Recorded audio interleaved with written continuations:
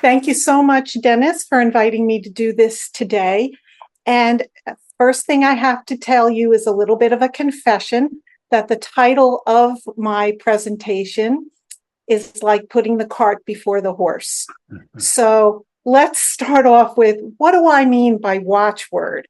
Watchword is something that often is associated with military maneuvers and things like that. The secret watchword, gets you into the place and whatever.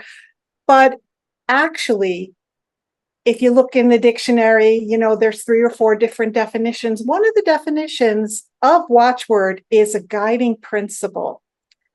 And I think that if we can discover a guiding principle for ourselves that's encompassed in one word, we are doing a real favor for our well-being. So I'm going to start off by explaining how this even started. I teach classes on mission, vision, and purpose for especially for people who feel like they're just not doing what they envision themselves doing in life, or it's not getting satisfaction.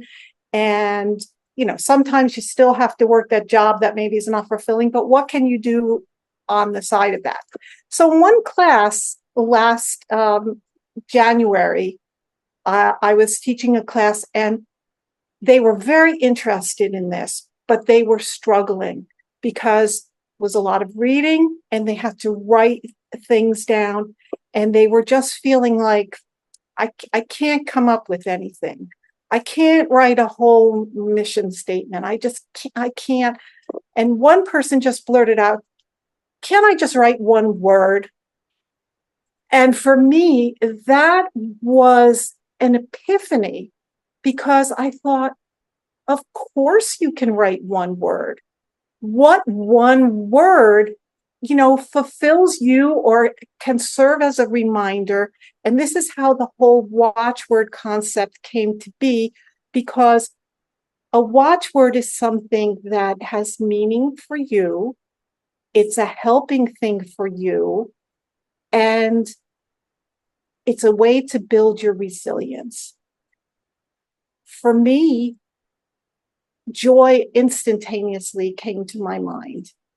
And I realized that in my own mission, vision, and purpose statements, joy was in every single one of those statements. I didn't even realize it. And I was like, oh, well, circle that, circle that, circle that. And then what really, really cemented it for me is I took a picture of one of my grandchildren blowing bubbles. And I have a picture of her where her face is such a delight of joy. She's holding back the bubbles, she's laughing, and she's got the squinty eyes. You know how you get those squinty eyes where you're just so very, very happy? And I realized that joy, how important it really is. And I began to think about something that my nephew had said a few years ago, when he said to his mother, "Oh, I like Aunt Nora." They call me Aunt Nora. And she said, "Why?" And my nephew said, "Because she's always smiling." Something I didn't realize about myself. And this turns into the part of, we often spend too much time maintaining, monitoring, preventing negative emotions. And when we have positive emotions, we take those for granted. And I think we need to kind of reverse that. So we were going to reverse engineering. So this is how the watchword came about. And joy itself is a feeling of delight. And it's even bigger than happiness. But we can't think of it as just falling out of the sky on us, like happiness, contentment, and joy. We actually need to work on it. And so there are things that you can do. For example, just ask your friend to define you in one word. When I think of you, I think of Well, my nephew, it was for me smiling. For another person, it could be they're always helping people. So their watchword could be helper. And you just find that having that one word is calming. It's something you can go back to and think about, but just hold on to like a life preserver, okay, I right now, all I can think about is one thing at a time, and that's it.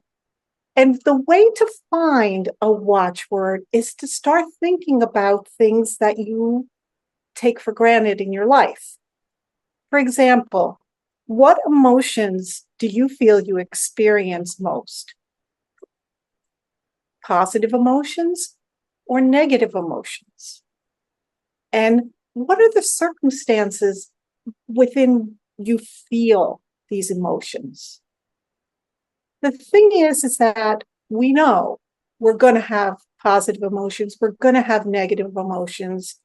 Sometimes we can't control either one of them, but there are times in our life where we need to build resilience and be able to handle those negative emotions, but also to recognize those positive emotions also.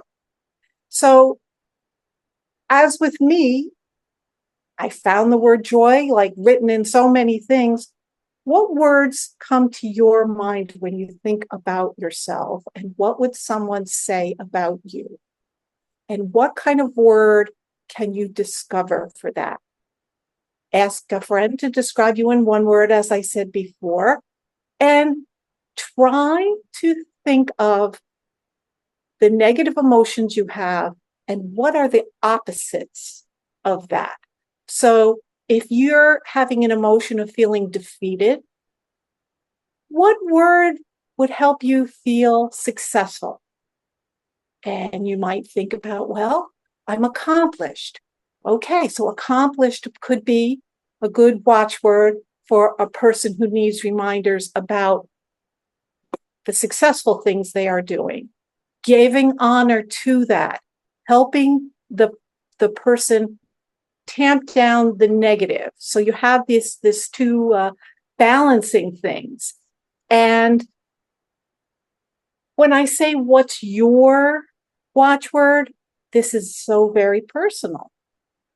But it can change. So for me, joy is pretty much cemented as my watchword.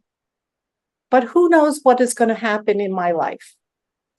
As our friend Andy was speaking about in his presentation before, is sometimes we have to walk through fire.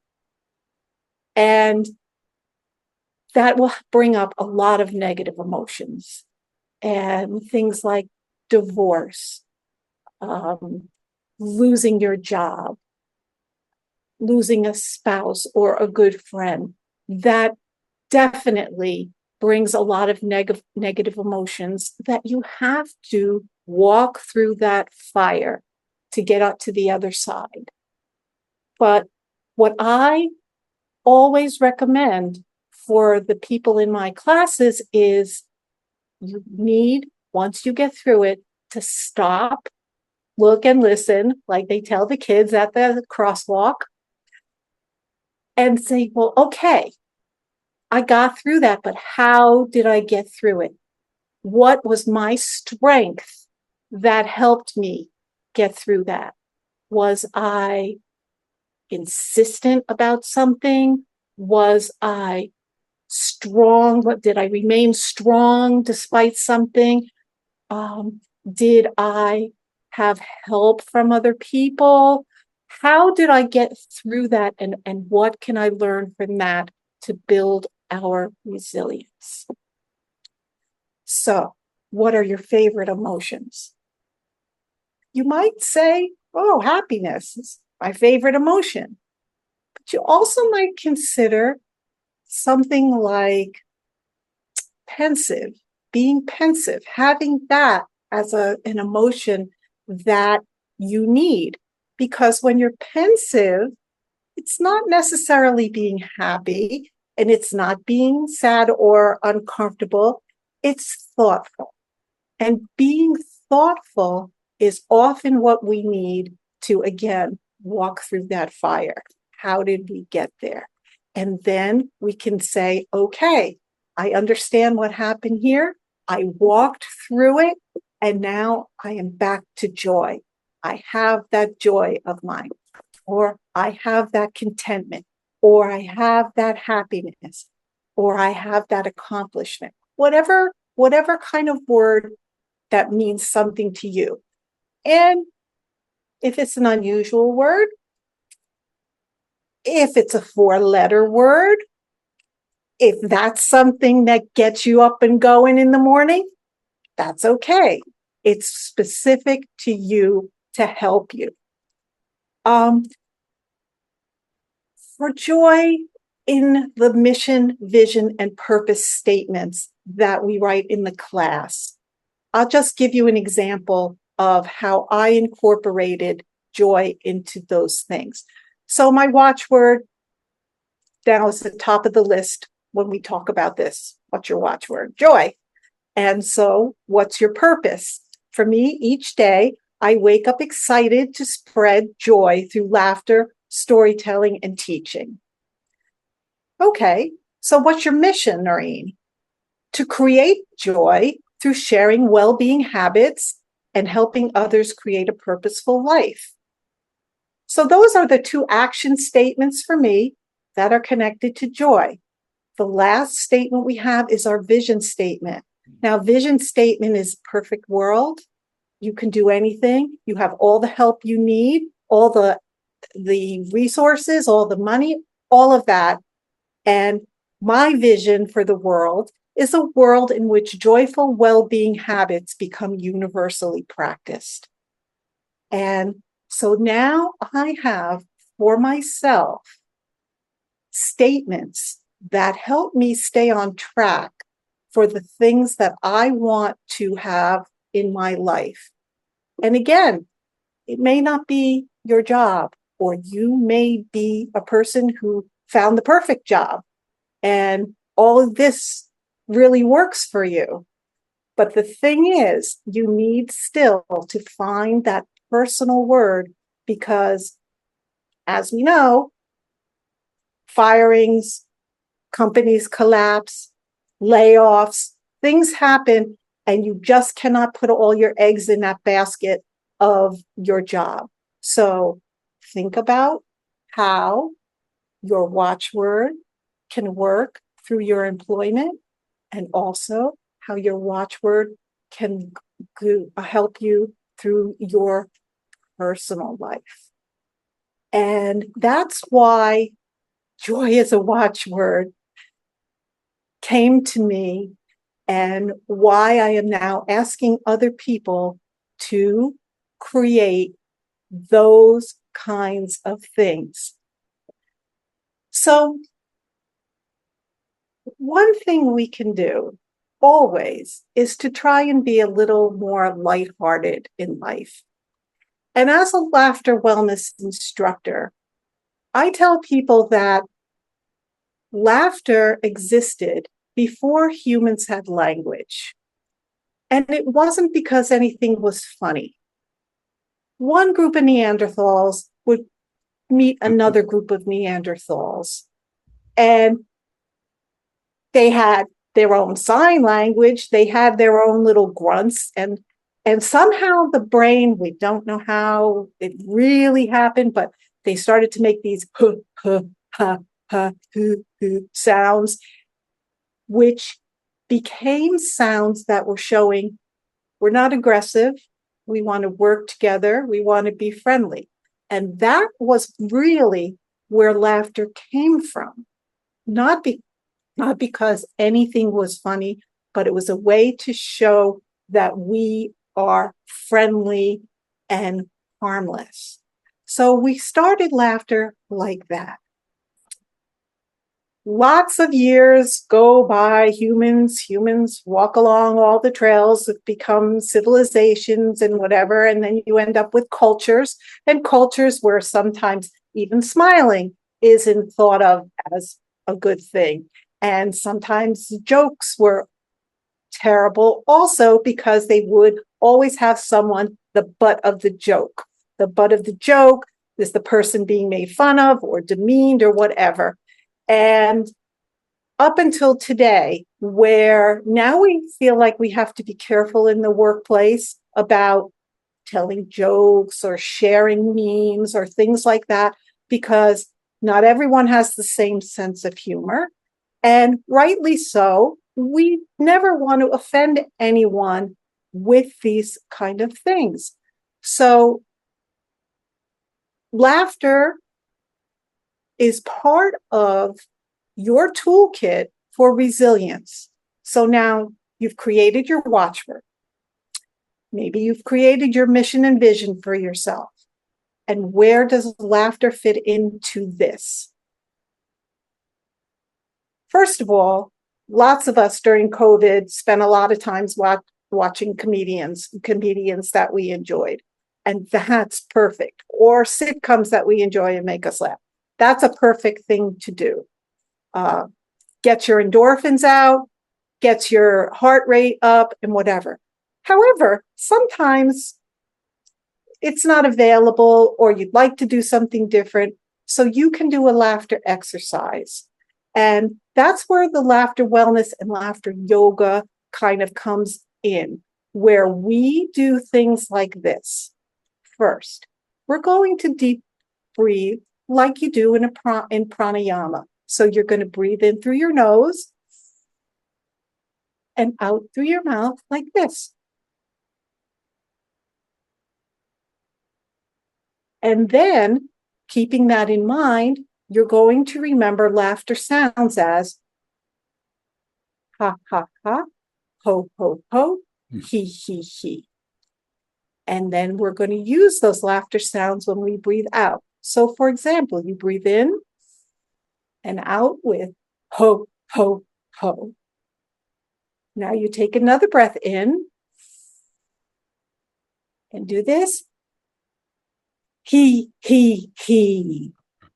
Then you take another breath in and do ha, ha, ha. All right, let's do it together. Breathe in. Ho, ho, ho. Breathe in. Ha, ha, ha. Breathe in. He. Okay, you've already made a smile face. You are already getting endorphins coming down from your brain to your body. You don't know, nothing was funny, but yet you've given yourself endorphins. This is the prelude to helping yourself with your watchword, especially if it's something like joy, because the laughter turns those emotions into actual things that you can do. So if you did some laughter exercises, then you could think about, okay, that felt joyful, or that felt silly, or that felt energetic. I feel energized now, like I can, talk for another 5 hours about this. So that's how laughter exercises help you. And the thing is that if you're in a group, or if you're on the Zoom, if you look into the camera, everybody thinks you're looking at them. That actually creates even more laughter, because it feels, and very often when you have a group of people trying to do these exercises, they just burst into what you would call genuine laughter because it seems so ridiculous. So again, this all started with looking for the word as a watchword, looking for something that you can just hang on to, one word at a time. And this is so important because in recent times, happiness has taken a hit. And people have said, oh, you just want me to be happy and I'm supposed to deny my sad emotions or a bad thing. No. The happiness movement is not about that. The happiness movement is purposefully doing things to support your resilience, which builds on happiness. And the reality is, even if you're a person writing a gratitude journal and saying, I'm going to be grateful for 3 things every day, what's really going to happen is you're going to have those days where the only thing you can think about at the end of the day is one thing. I'm grateful this day is over. And we all have those days, weeks, months. Some of us, including myself, have had years like that.